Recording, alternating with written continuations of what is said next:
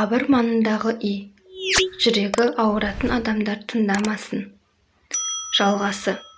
Қалталары майланған Болат және оның достары ауқымды жоба ойластыра бастады.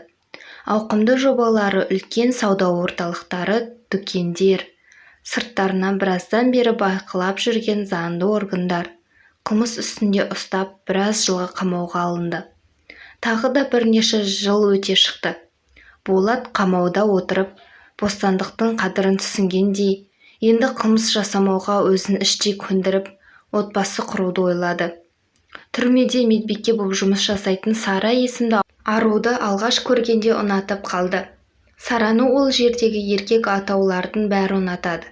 Жүзі жылы, әдемі күлкісі өзіне жарасымды қыз бір жыл бұрын жұмысқа келген еді. Сараны көру үшін қылмысын өтеп жатқандар жиі ауырып қалатын. Солардың қатарында Болат та бар. Қасында күзетшілер болғандықтан Сараға артық сөз айта алмай, аз уақыт болса да қыздан көз алмай отыратын Болатты Сара да ұнатты. Ғашық болған жігіт тағы да өтірік ауырып, Сараға жазған хатын тығып ала шықты. Медпунктке барғанда ғашығын көріп тағы есінен ауғандай тесіле қарап тұр. Сол отырған жеріне хатты тастап кетті. Онан кейін тағы да күндер өте берді. Уайымнан Болаттың ұйқысы қашты. Сансыз сұрақтар, ол хатты оқыды ма, әлде оқымай жырта салған шығар.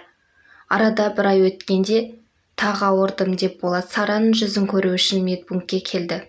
Сол күн Болаттың естен кетпес бақытты күні еді. Сара күзетшіні сыртқа шығарып жіберіп, тілімдей қағазды Болаттың кісендеулі қолына ұстатты. Ол қағазда мен де сені ұнатамын деген қыздың жауабы бар. Бұл қағазда оқыған Болат қуаныштан көзіне жас алды. Сол күннен бастап өміріне нұр кірген, өмір Болат үшін өте тамаша болды. Тәтті үмітпен ғашықтықтан соңғы жылдары тез өтіп кеткен Болат бостандыққа шыққан күні ғашығымен алғаш рет қаланы аралады. Өте бақытты күндері өтіп жатты. Сара Болаттың бар жағдайын білсе де, ғашығынан бас тартпады. Тіпті жаңа өмірге бірге аяқ басуға өзі ұсыныс жасады. Бұндай тосын сыйды күтпеген Болат әбіржіп қалды. Тағы да сондай бақытты екі ғашық қол ұстасып Сараның үйіне келді. Сараның анасы жоқ, басқа отбасын құрған естуінше. Анасын тыңдамайды. Ес білгелі әкесі мен әжесінің қолында тәрбие алды. Үйге келген Болатты болашақ күйеу баласы ретінде таныстырды. Негізі әжесі келін болатын жасын келді. Біреуін болса алдымен таныстыр. Немеремді жақсы жанға ғана беремін деп жиі айтушы еді. Әжесі мен әкесі Болаттың бар жағдайын естіп үндемей қалды. Сәлден соң әкесі: "Айналайын Болат, бізді де түсін. Қызым сенімен бақытты боламын десе, біз қарсы болмаймыз. Тек жағдайларын жақсы боламын дегенше осы үйде тұрасыңдар." Екі ғашық та қуана келісе кетті. Сараның әкесі жиған тергенін жиып, үлкен той жасады. Туыстары күйеу баланың түрмеге отырғанын естіп, бойларын аулақ ұстауға тырысты. Көз қарастары да өзгеше. Жеңгелері сыртынан: "Мынадан басқа бай таппаған ба? Түрмеден шыққан адам қайбір оңған адам дейсің?" Гу-гу өсекте жерде жатпады.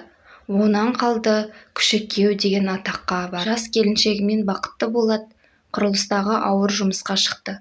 Басқа жерге жұмысқа тұру мүмкін емес. Тезірек мол ақша тауып, жеке отбасы болғанын қатты қалады. Бірақ құрылыстан ондай ақша табу мүмкін емес екенін ұқты. Қайта ескі әдетіне оралуға мәжбүр. Әйелінің туыс аға-інілерінің күшік күйеу деген сөздеріне намыстанатын. Бұл қылығын, бұрынғы ұрлығын ешкімге білдіртпей жасап жүрді. Сараға құрылыста түнгі сменаға ауыстым, ақшасы жақсы болғасын деп жалған айтты. Ол кезде Сараның аяғы ауырлады. Жүктіліктің әсерінен Болаттың жұмысына мән бермеді. Уақыт өте, Сараның айы күні жетіп қызды болды. Болат қаражат жинап пәтер жалдап тұруға дайын. Жаңа туған сәбиімен пәтерге көшуге асықты. Атасының сөзінде елемей, тіпті рахметін де айтпай, перзентханадан жаңа шыққан Сараға: "Жүр жинал, өз үйімізге барып тұрамыз", бұйыра сөйледі. Болат: "Bir ай тұрайықшы, қызымыз қатайғанша. Жетер осы күнге дейін шыдағаным. Кетпейді екенсің, мәңгіге қал осында." Болаттың даусы қатты шықты. Ортаға әжесі мен әкесі түсіп аздап ұрыс болды. Күйеу баласының өзгергені Сараның әкесіне мүлде ұнамады. Қызының жағдайы үшін Сара әжесінің қасында қалуға амалсыз келіскенімен ешкімге білдіртпей жылап алатын. Болат ашумен есікті қирататындай жауып сол кеткеннен қайта келмеді. Қолына кішкене ақша тигені сол-ақ екен, өзін еркек санап, ақшасын көңіл көтеруге, қыз қырғынға жұмсады. Сараға деген көңілі суғандай ма, артынан бірде-бір рет іздеп келмеді. Сара болса сол күні өзінің еріп кетпегені үшін күнде өкінумен күндер өтіп жатты. Арада жылдар өтіп, Сараның сүйкімді қызы Дара 4 жасқа толды. Сөйлеген сөздері сондай тәтті, сап-сары қуыршақ секілді. Сары Болатты іздеді, бірақ таппады. Ол кездері Болат басқа қалаларда ұрлау кәсібін жалғастырып жүрген. Кейіннен осы қалаға келгенде Сарамен кездесіп қалды. Сара сүйіктісінен айырылып қалмау үшін Болаттың ізінен қалмайтынын әжесі мен әкесіне айтқанда біраз ұрыс болды. Айналайын-ау, осы кезге дейін сені іздемеген жанмен қалай бірге тұрмақсың? Ой әке, Дараға әке керек, әкесіз өсіргім келмейді. Мені де түсіңіздерші. Сараның асығыс шешіміне келіспеске амалдары болмады. Бұрынғы кездеріндегідей Сара басқа қалада әдемі пәтерде тұрамын деп ойлаған. Бірақ Сараның жүрегі үйді көргенде қорқыныштан дір-дір етті. Үй дегені көне лашық әрі қасындағы бейіттер көп. Болаттың ізіне менттар түскен еді, сонан қашып жүр. Қала шетіндегі бейіттердің маңына салынған қараусыз үйді паналаған болатын. Сара мен қызын қасына сол үй ішінде ертті. Сол лашықта тығылып, Сараны азық-түлік алуға жұмсау үшін, әрі сырт көзде еш күдік болмайды. Мұны кеш ұққан Сараның өзегі өкініштен өртене әлі күнге дейін Болатты жек көреді. Дара қызының өлімі сол бір лашықта орын алған еді. Лашыққа келгелі Сара бәріне үнсіз көнуде. Бұл бір сынақ, алдағы уақытта қала орталығында тұрамыз деп өзін көндіруде. Сара, мен соңғы кезде ауырып жүрмін. Бүйрегім жұмыс істемесем шыдатпайды. Басын төмен салып мұңды көзімен қараған Болатқа жаны ашыған әйелі: жарайды жаным, өзім емдеп аламын, еш уайымдама. Қалай күн көреміз жаным, мен соны саған айтуға батылым жетпеді, әлі де кеш емес. Осы лашықта өзім өмір сүре берем, саған қиын болса әкең үйіне бара бер. Жоқ, олай демеші, бұл сынақтан бірге өтеміз, сенен енді айырылмаймын.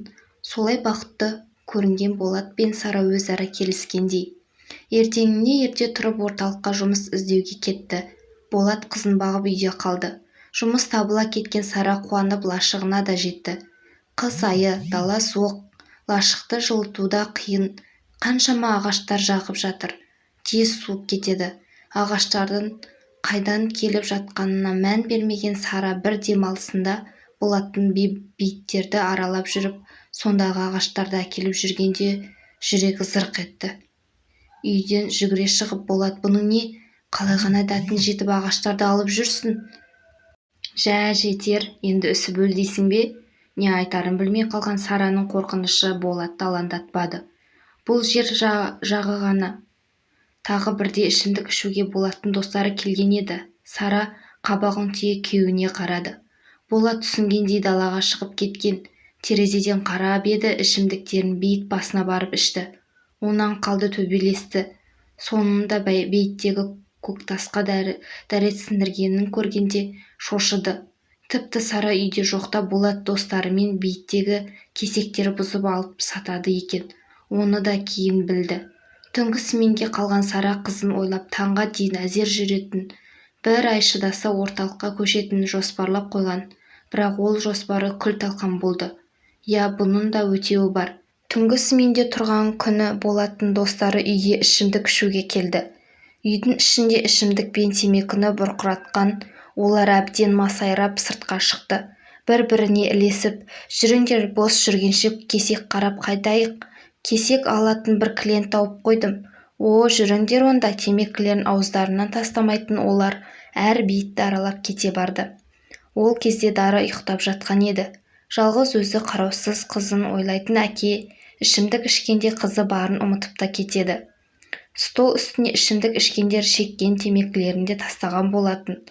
Сол дұрыс, сөнбей бықсып жанып, соңы өртке ұласып болат пен Сара жалғыз қызынан айырылады. Сара үшін қызының денесі көре алмай күлге айналғанын көру ең ауыр соққы. Осы кезге дейін сол күнді еске алған сайын өзін де Болатты да жек көреді. Ботақаным, жалғызым, кешірші анаңды. Енді қалай өмір сүремін сенсіз? Ботадай боздаған Сара. Кейіпкер қазіргі өмірінде балалары бар, бақытты. Болат түрмеге түсіп, кейіннен есі ауысқан емханаға жатқызылды. Әлі күнге дейін есін білмей есі ауысқан пенде болып өмір сүруде. Алланың берген жазасы болар. Арнамды жоғалтып алмау үшін тіркеліп, қоңыраушаны басуды ұмытпаңыздар. Менімен болғандарыңызға рахмет.